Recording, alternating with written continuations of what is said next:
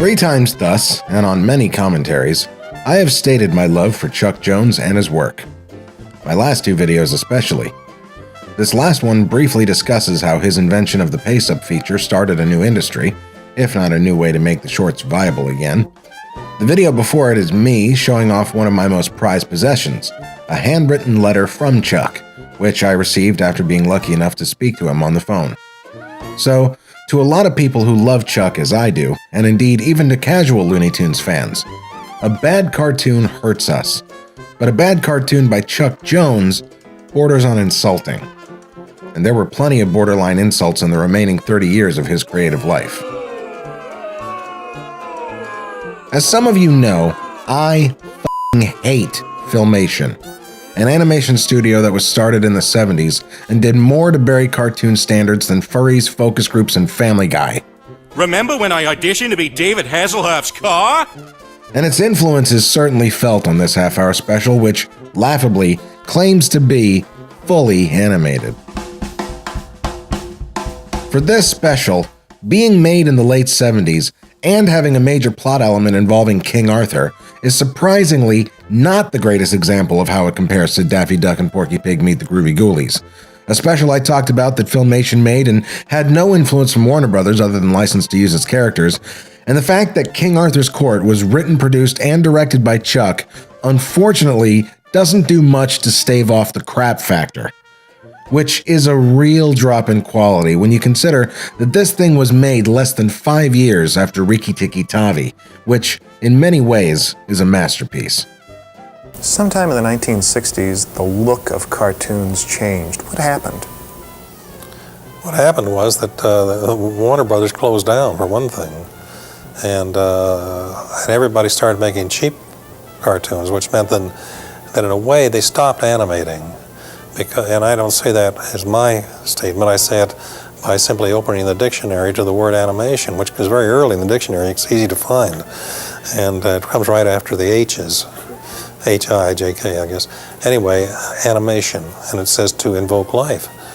Anyone who knows me or watches these reviews is aware of my disdain for the majority of television animation from its inception in the early 60s to about the turn of the century, and this special was an attempt, albeit a too late one, to bring quality animation back to cartoons.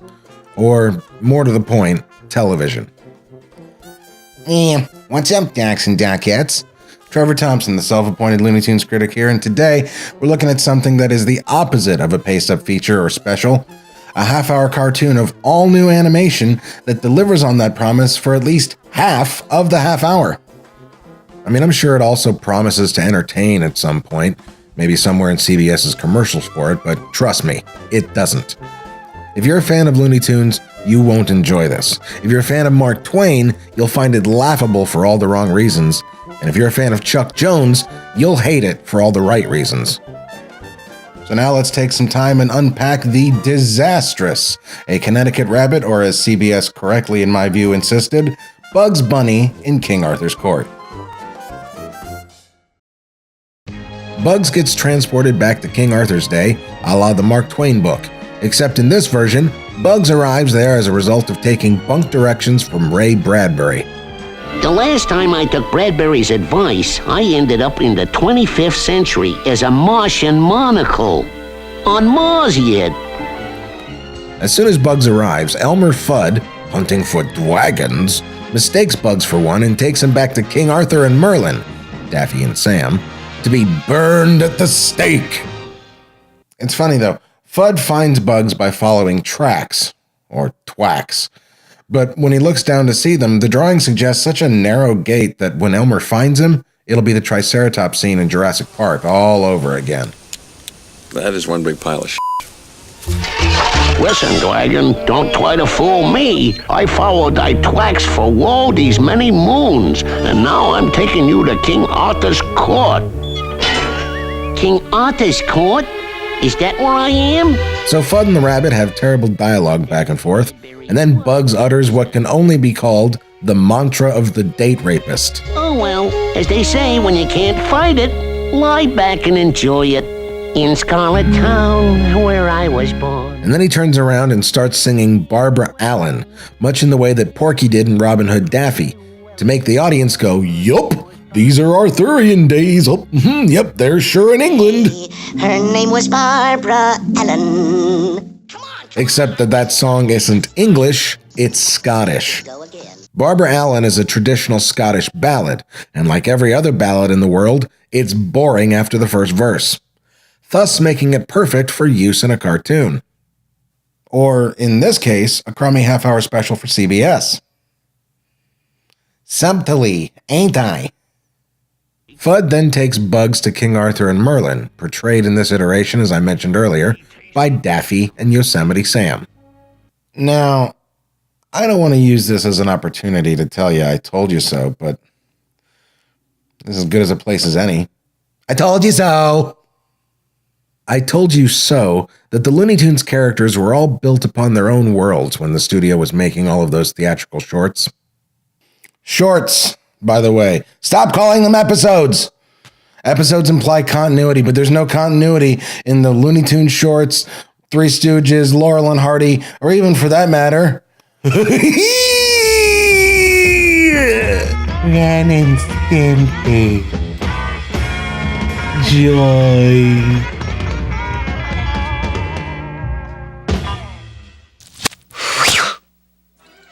The theatrical shorts are all non-canon because there was no such thing back then, or even when this special was made. Anyway, that's a side point. My main point is that the Looney Tunes don't work well together because they're misfits. Of course, Bugs is the person I'd like to be. I mean, it'd be wonderful to be like Bugs, but Bugs is a comic hero, and there aren't too many of them. Even in live action, it's hard to remember any. In American films, perhaps Clark Gable and occasionally Burt Reynolds or somebody like that are comic heroes. Yeah. But most of the great comedians were not that way. They were wimps. They were, losers. As Chuck correctly said in his book and this interview, the greatest comedians are losers, and there are only a few exceptions, and as such, only a few of the characters in the Warner Brothers stable were comic heroes, like Bugs. But even though they were all mostly losers, they were still the head of their respective worlds, and they lived singular lives. They're more selfish and realistic than the characters of other animation studios of the day. Hence, anytime you put them together for a special, movie, or paste-up feature, it usually doesn't work. Case in point. King Arthur and Merlin, the two heroes of the original story, are now the villains of this story because of who is playing them. So, let's consider this the first example of this special being influenced negatively by Filmation, because it's exactly the kind of thing that Filmation would do. Like, it's not just lazy. It's Filmation lazy.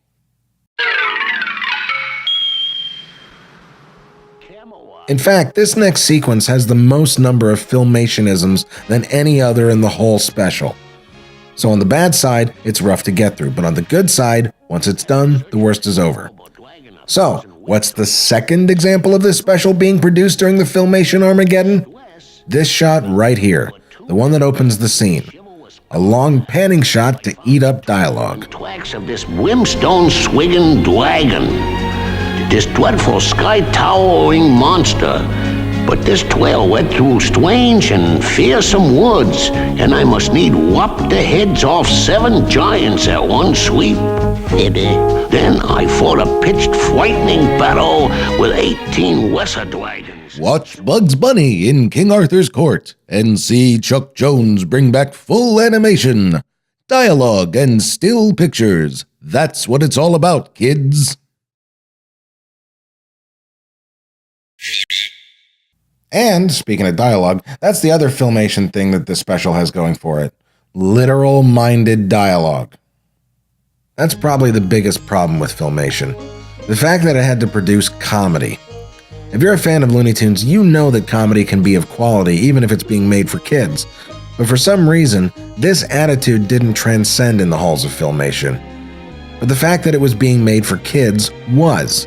Because kids don't understand humor, so keep the jokes literal. Okay, give me some room. Room he wants. Why don't you try the local hotel?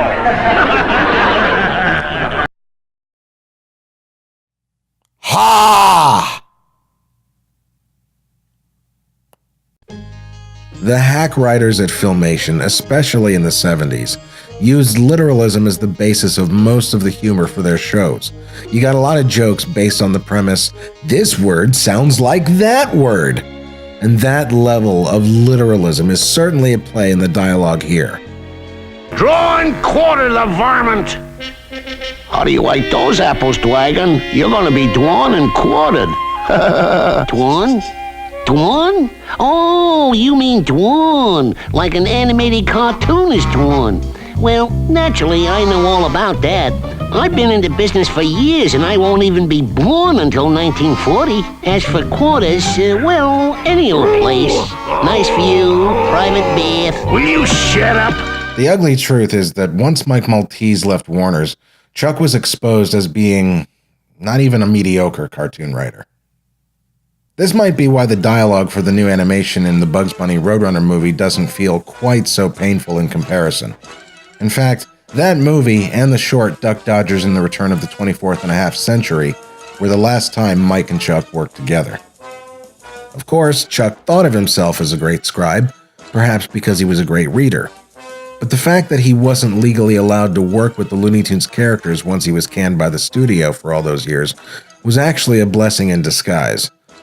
This special was one of many times where Chuck handled the writing of the dialogue and gags all on his own, and he proceeded to embarrass himself over and over again. Shut up, shutting up. Now you've hurt my feelings. Other dragons get to shut up. I never get to do anything.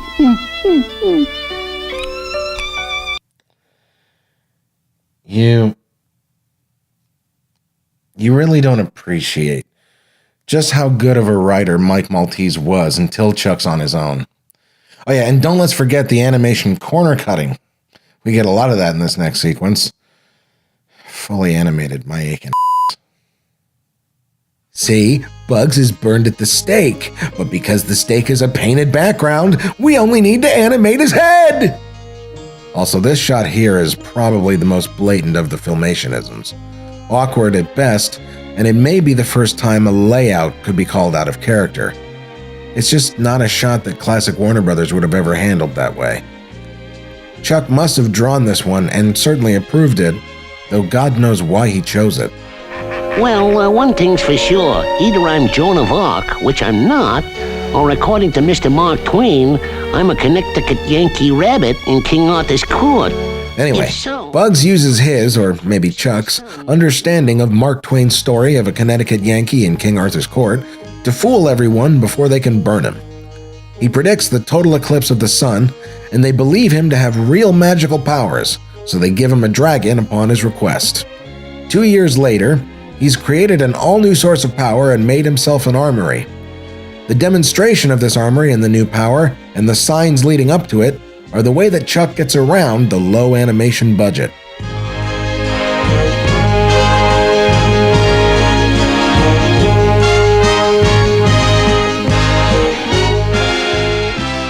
Dialogue and still pictures. That's what it's all about, kids.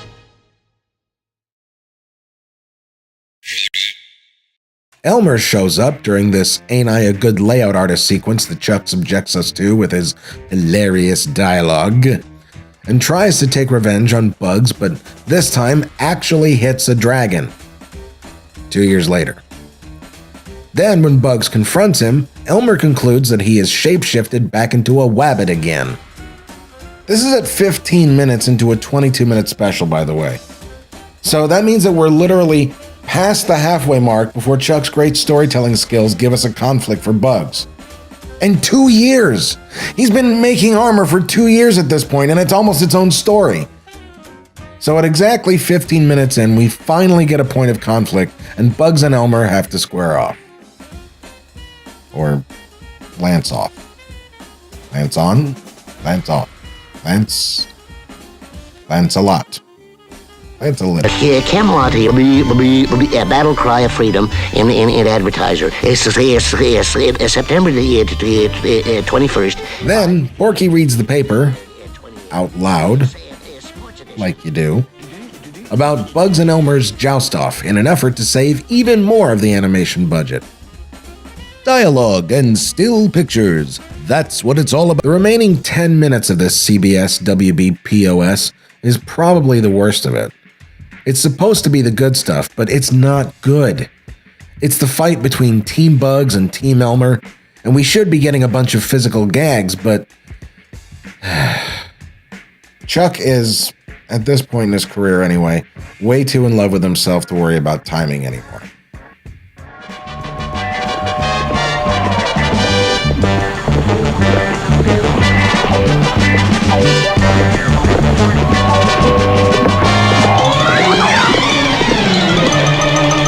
Cheer up, Sir Osis of the Liver. A miss is as good as a mule.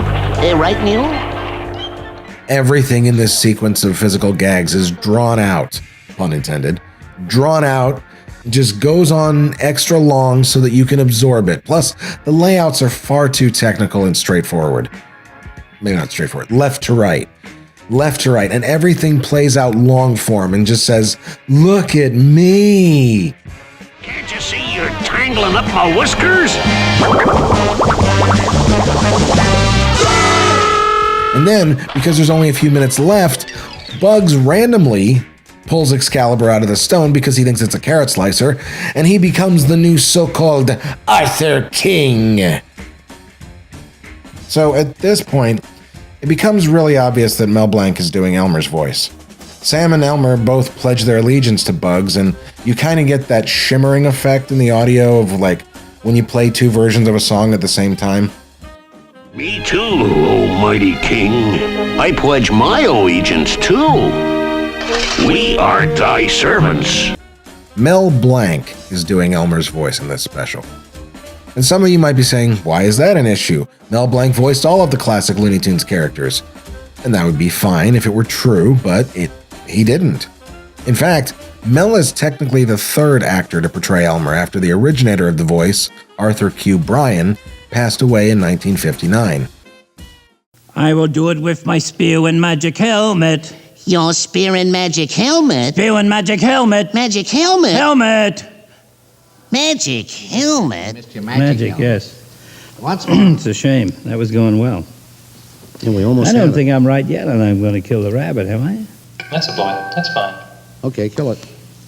Mel did the voice under protest because, as he proclaimed, he didn't do impressions, and this special was done almost 20 years after Bryan had died, which I guess means that Mel put up a good fight. Friz Freeling, one of the directors, said to me, Mel, will you do a couple of lines for Elmer Fudd? I said, I don't copy things. If I can't create them, I don't do them. So he said, well, it's just a couple of lines.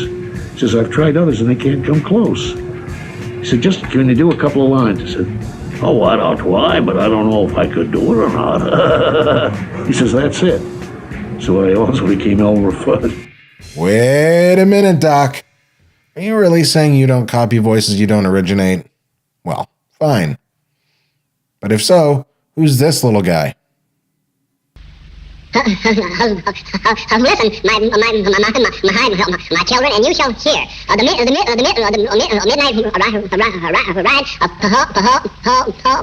Paul Revere. Well, gee, is that the same stuttering pantsless pig as this?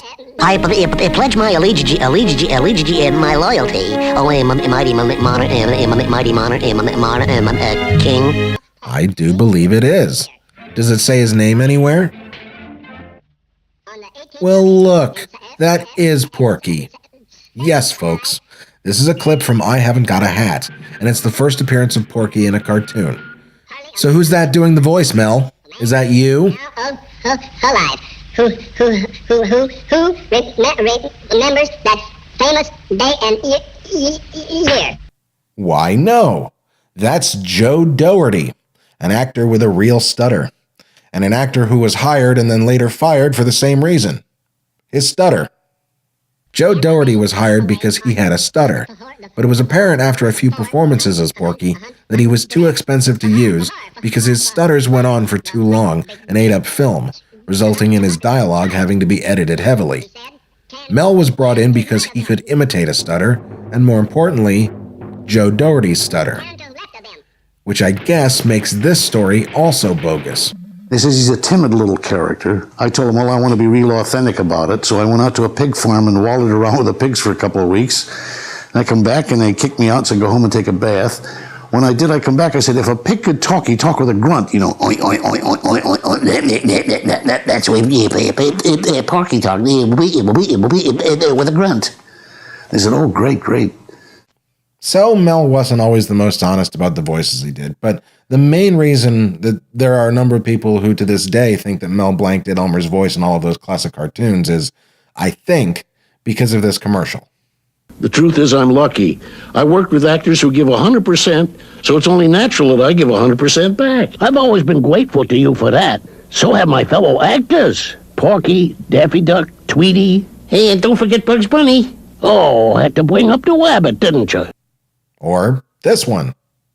You know me. Would you believe I'm Bugs Bunny? I'm also the voice of many other cartoon characters. But in here, they don't care if I'm Elmer Fudd. Or maybe because of this promotional photo.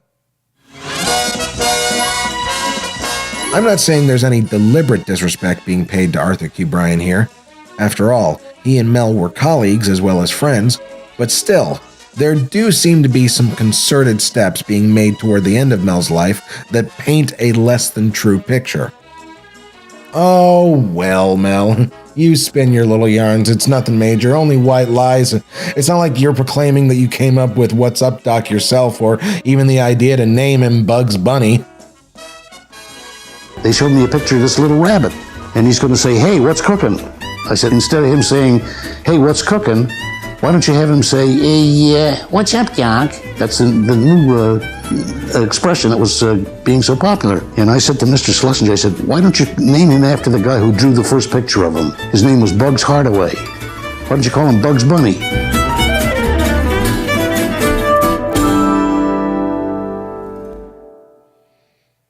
Okay, fine. Make a liar out of me. I don't know what's more at play here.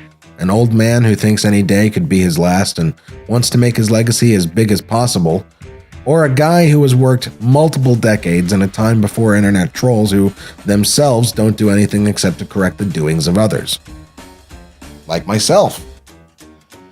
I don't know, the answers to that question are hyperbolic, as it's probably some combination of both. Then again, everyone does it at some point.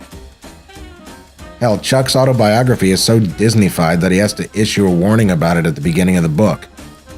This book is not a record of facts. It is not exact. It makes no claim to being exact. All memories are faulty, of course. While I may not have attempted a thorough and exact recounting of the facts of my life, the varied memories of their origins are often, and perhaps rightfully so, fictional. And of course, this entry wouldn't be complete without a quote by none other than Mark Twain. An autobiography that leaves out little things and enumerates only the big ones is no proper picture of the man's life at all. His life consists of his feelings and his interests, with here and there an incident apparently big or little to hang the feelings on. So yeah, much like how Mel Blanc and the DuckTales rewrote history, Chuck Tales, Chuck reinvented so much of his past that he had to write that at the beginning of his autobiography, which is ironic when you consider that Chuck tried to write Clampett out of the public's consciousness by not including him as one of Bugs' founding fathers in the Bugs Bunny Roadrunner movie. And one of the reasons Chuck was mad at Bob was because he claimed that Clampett tried to take sole credit for the creation of Bugs. Even though if you spend several days searching like I did, you won't find any quotes from Clampett to support that claim. But yeah, so if you think fake news is easy to perpetuate on the internet, think again. It was actually a lot easier before the internet. I wonder how much of that will change with net neutrality. Hell, for 60 years before the internet, and even after 30 years of having it, people thought Bob Kane was Batman's true creator. When I was a sophomore in high school in the late 90s, we had a substitute teacher who was in his 60s with gray hair that he put into a ponytail. We said that he looked like George Carlin, and he swore to us blind that George was his cousin. So yeah, just goes to show. If you're an old white man before the internet, the world is your gullible little oyster. It really is quite strange to me to hear Mel doing Elmer. Turns out, though, that this is not the first time Mel performed Elmer Fudd. Apparently, there was once a flexi disc that went out with an issue of Hustler magazine in 1976 called The Gay Follies of Saturday Morning. It was reportedly a radio play style record of cartoon characters of the day engaging in homosexual acts. The part involving the Looney Tunes characters depicted Elmer and Bugs with Porky, and the strangest question isn't why was Petunia Pig there, it was how did they get Mel Blanc to record the voices for it? Oh, drat that wabbit. Me. What's up, Doc? Oh, it's you, Bugs. I thought it was the repairman. Oh, no, I'm not letting that crazy rabbit f*** with my shit. This ain't working. It's No kidding. quiet. You'll make it feel worse. Give it 2 ass in bed. Would you please hurry and f*** my shit? Sure, Doc, but first I gotta take all of this junk out. I'll see you boys later. And before we go on, the legal department at Ferris Wheelhouse have asked to read the following statement, and because it's such an important statement, it's being presented in Screamo-Vision. A byproduct of Holland's vast tulip industry, Screamo-Vision heightens your viewing experience by prompting you when to scream. Let's try it now. Yeah, thank you for your time. Regarding the Hustler magazine flexi disc, The Gay Follies of Saturday Morning, sequence of the latest Looney Tunes Critic video, we've issued the following statement. It was a joke. It was a joke. It was a joke. It was a joke. Oh my God. It was so just a f***ing joke.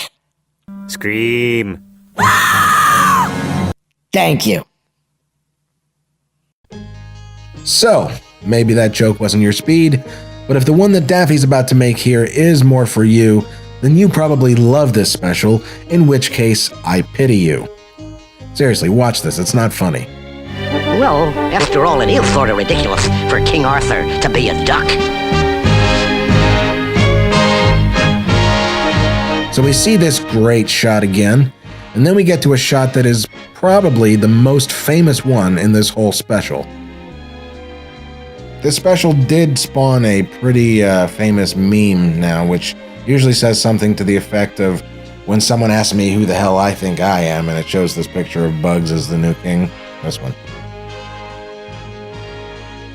So after the meme freeze, Bugs says some unfunny baloney, and then we go to the even more credity end credits, and in case you didn't already get that Chuck is friends with Ray Bradbury, he makes it clear here by saying in the credits, Ray Bradbury's name courtesy of Ray Bradbury. All right, Chuck, you know Ray Bradbury.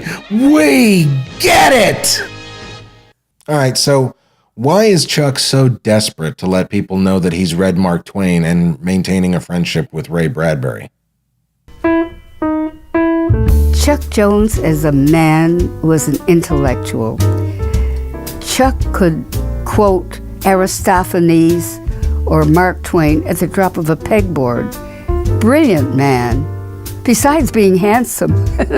A delightful kind of courtly man in a way. I mean, he loved wearing a hat, and he loved kissing hands, and he loved all that kind of thing. He was skipped 3 grades when he was young. He was a determined kid, Stanford IQ testing thing.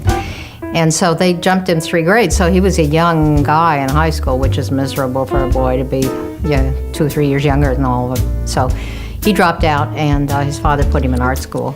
Well, Chuck's big secret in Hollywood was that he never finished high school. He deeply wanted to come off as one who was well-read and to sound like an intellectual, which he ultimately did. In his office on Sunset, the Tower 12 office, in the late 70s, he had a thick book with a title like 10,000 Great Quotations for All Occasions, and you can bet he had absorbed every single page of that thing. I would imagine it's probably where he got the Mark Twain quote from the intro to his book that I read earlier. So he cherished friendships with celebrated literary types, like Bradbury, who, thanks to his bent for sci-fi, could connect with Chuck's cartoons that ventured into that realm. During his last years, when Chuck began dressing like the elderly Mark Twain, in the white suit and full regalia, he often said that Twain was his, quote, greatest friend. So to the extent that both Bradbury and Jones were celebrated people on the top of their fields, it comes as no real surprise that they would enjoy spending time together on occasion, though both being more than a tad narcissistic, they may have enjoyed telling everyone what great pals they were even more. And honestly, given Chuck's relationship with Bradbury, it's kind of strange that he wasn't the one to make the animated version of the Halloween tree. I mean, Chuck was certainly still around and active enough that he could have made it, and it certainly couldn't have been any worse than the one that Hanna-Barbera did. Probably wouldn't have been much better, though. Then again, Hanna-Barbera never produced anything remotely as bad as Filmation. In fact, my theory about Filmation's influence on this project might be accurate, as there were more than a few people who worked there that also worked on this special.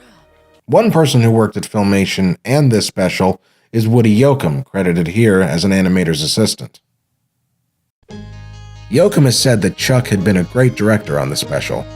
Woody was, by then, working at Filmation, where he eventually rose from assistant to animator, then became a director himself.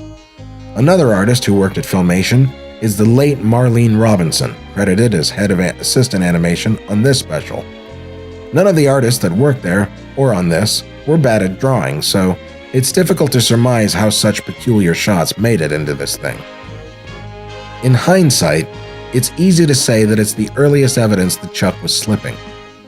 Ben Washam, one of Chuck's animators from way back in the WB days, and credited here as a master animator, has said that Chuck in the late 70s began experimenting, allowing his younger animators to get away with stuff that he would never have let his original guys do.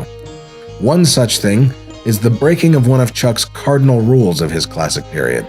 Smoke or dust never trails. It dissipates in place after a character, usually the Roadrunner, zips out of a shot. By 1980, Chuck was letting smoke effects trail all over the place. Washam called Chuck on it, and Chuck just shrugged it off, saying it was an experiment. Washam held a dim view of this, quote, experiment. The trailing smoke effects never looked as good as the slowly dissipating ones. Well, I think I've done all the trashing of Mr. Jones that I can handle, and I think now I'd just like to go back to loving him. And to lead the way in that area, I'm going to use Ben Washam, because Ben, he's been with Chuck the whole time, and in fact, if there's anyone who knows Chuck's flaws as well as his attributes, it's him.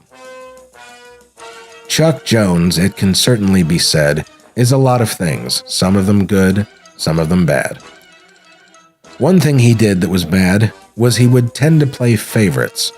And if you're looking at his work and you notice that certain people he worked with come and go with some irregularity, know that it's not just because of scheduling conflicts. Chuck had been known to hold grudges with some of his animators, but one person who didn't take it lying down was good old Benny Washam. Having been an uncredited animator for Chuck's first directed short at Warner Brothers, The Night Watchman, Ben was literally with Chuck from the beginning, and the road was a long one. But he loved Chuck, and nowhere is that more so evident than in this letter that he wrote to Chuck on his 69th birthday, just a few years after this special was made. He writes, September 14th, 1981. Dear Chuck, on my 10th birthday, my father gave me a mule. It was truly love at first sight. Right, mule? I named him Spencer after a rifle I saw advertised in a Sears Roebuck catalog. The spring and summer that followed were the most wonderful in my memory. We rode over and through every hill and swamp in northeast Arkansas. In the fall, after the crops were in, everybody went to the county fair, especially Spencer and me. Aside from judging cows, pigs, chickens, cakes, pies, and the like, stump pulling was a community favorite. The stumps were dynamited out of the ground a few days before the fair started. Then a mule was hitched to the stump. The mule that pulled the stump the greatest distance won. Spencer and me won. First prize was a Rhode Island red rooster and a blue ribbon with Robert E. Lee's face painted on it with gold paint. I was so proud I kissed Spencer. Everybody laughed and my mother made me wash my face. At this time, I learned about evil. I learned evil lurks in unsuspected places and, like a spider, attacks without warning. An aunt, who later turned out to be unsavory, invited me to have a soda pop with her. Leaving Spencer eating hay and my rooster tied to a wagon wheel, we went off to the refreshment tent. Everything was fine. I even got a piece of cake. The soda pop was great. I saved half of it for Spencer. When I returned to the wagon, Spencer was gone. I grabbed a pitchfork and went looking for the thief. After looking all over the fairgrounds, they finally told me that some Yankee from Chicago gave my father $50 for Spencer. My devastation was completed that evening. My mother cooked my rooster for supper. I spent the next day planning revenge. The thought of putting a water moccasin in my father's bed was pleasant. Then it occurred to me that anybody that mean wouldn't be troubled by a water moccasin. By the end of the day, I had concluded that I couldn't fight them, but I could make sure that I never became one of them. So I made a vow never to become an adult or care for an adult. To make sure that I would never break the vow, I ate a green persimmon. Eating a green persimmon was a sure way to test a person's sincerity. Anyone who would eat a green persimmon to back up their word had to be honest. That was especially true in courtships. However, I don't remember ever hearing of any girl eating a green persimmon. From that time, I walked into the hills and valleys of life, secure in the knowledge that I was free from adults, Yankees, and unsavory aunts in particular. It was my aunt who had lured me away from Spencer with the promise of a soda pop. Deep in my heart, I know that old Heridian dwells on the north side of hell with all the Yankees. I have mellowed over the years. My vow has not been broken, only bent a little. So it is that I can tell you that you are one of the few adults I have come to love and respect. My reason for telling you this is because I want to wish you a happy birthday and impress upon you that such a wish coming from me is no small effort. That's sweet. And plus it shows that he's a better friend to Chuck than Mark Twain or dumb old Ray Bradbury.